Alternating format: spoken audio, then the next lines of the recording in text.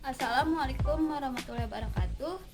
Saya Rian Rulansari, mahasiswi Program Studi Pendidikan Guru Sekolah Dasar Fakultas Keguruan dan Ilmu Pendidikan Universitas Muhammadiyah Profesor Dr. Hamka akan menjelaskan tentang macam-macam alat pernafasan pada hewan untuk memenuhi tugas mata kuliah media pembelajaran. Dosen pengampu Ibu Kowiyah MPD. Yuk kita mulai pembelajarannya. Tujuan pembelajaran. Pada video pembelajaran ini, peserta didik dapat menyebutkan organ-organ pernafasan hewan dan dapat menjelaskan fungsi organ pada hewan. Sama seperti manusia, hewan juga bernafas untuk menghirup oksigen dan mengeluarkan karbon dioksida. Namun, pada sistem pernafasan pada hewan berbeda dengan manusia. Dan dengan beberapa jenis hewan pun berbeda alat pernafasannya, seperti serangga, burung, ikan, cacing, amfibi, dan reptil. Yuk kita simak penjelasannya.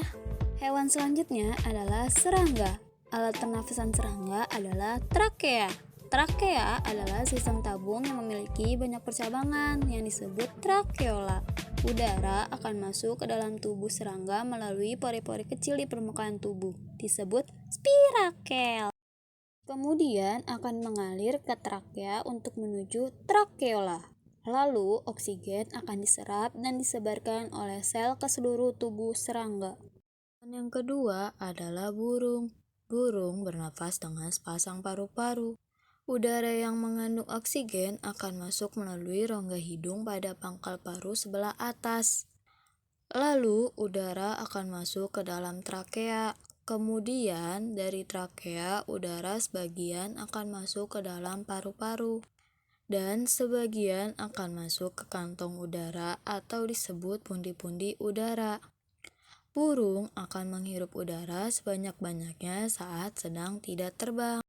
Sebaliknya, saat terbang, burung tidak menghirup udara, tetapi udara dihembuskan dari kantong udara atau pundi-pundi udara ke dalam paru-paru. Kantong udara burung ini berfungsi sebagai tempat menyimpan udara, membantu mencegah hilangnya panas tubuh yang terlalu besar, dan membantu memperkeras suara burung. Hewan yang ketiga adalah ikan. Ikan bernafas dengan insang. Insang terletak di belakang rongga mulut pada kedua kepala ikan. Ini adalah contoh gambar pernafasan pada ikan. Insang dilindungi oleh tutup insang yang disebut dengan operculum. Pada insang terdapat pembuluh darah halus yang dapat menyerap oksigen dan melepaskan karbon dioksida dari darah. Insang juga berfungsi untuk mengeluarkan garam dan menyaring makanan. Untuk memperoleh cukup oksigen, mulut ikan dan insang bekerja bersama-sama sebagai pompa hisap air. Secara bersama-sama juga, mulut dan muka dan dinding mulut mengembang. Saat itulah air terisap masuk. Kedua rongga mulut menyempit dan mulut menutup. Secara bersama-sama, tutup insang terbuka. Akibatnya, air keluar dari mulut dan melewati insang. Saat itulah oksigen dari dalam air diserap dan karbon dioksida dikeluarkan. Hewan selanjutnya adalah cacing. Cacing bernafas dengan permukaan kulitnya. Kulit cacing selalu basah dan melendir. Hal ini terjadi agar memudahkan proses penyerapan oksigen dari udara. Itulah sebabnya cacing senang hidup di tempat lembab untuk menjaga kulitnya agar tetap basah dan berlendir. Kalian tahu tidak? Di bawah permukaan kulit cacing terdapat pembuluh darah yang akan mengedarkan oksigen yang diserap oleh kulit ke seluruh tubuh cacing.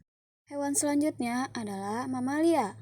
Mamalia terdiri dari dua jenis, yaitu mamalia darat dan mamalia air. Mamalia darat seperti kambing, sapi, kerbau, dan kuda. Sedangkan mamalia air seperti paus serta lumba-lumba. Alat pernafasan mamalia darat terdiri atas hidung, pangkal tenggorokan, batang tenggorokan, dan paru-paru.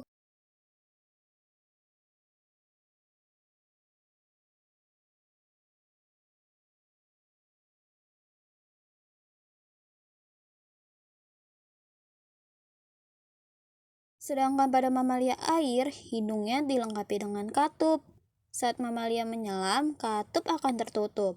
Sebaliknya, Saat mamalia muncul ke permukaan air, katup akan terbuka. Saat itulah mamalia akan menghirup oksigen serta mengeluarkan karbon dioksida dan uap air.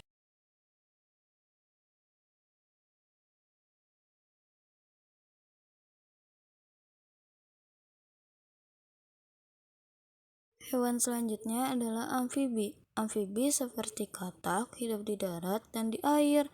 Saat masih berupa kecebong, pernafasannya menggunakan insang luar. Kemudian setelah 9 hari dengan menggunakan insang dalam. Lalu setelah menjadi katak, pernafasannya menggunakan paru-paru dan kulit. Permukaan kulit katak selalu basah loh. Hal ini agar memudahkan katak menyerap oksigen dari udara. Hewan selanjutnya adalah reptil. Reptil seperti kadal, ulat, dan buaya. Reptil bernafas dengan paru-paru. Udara akan masuk melalui hidung, lalu ke bagian batang tenggorokan, lalu masuk ke paru-paru. Paru-paru reptil terdapat di dalam rongga dada dan dilindungi oleh tulang rusuk.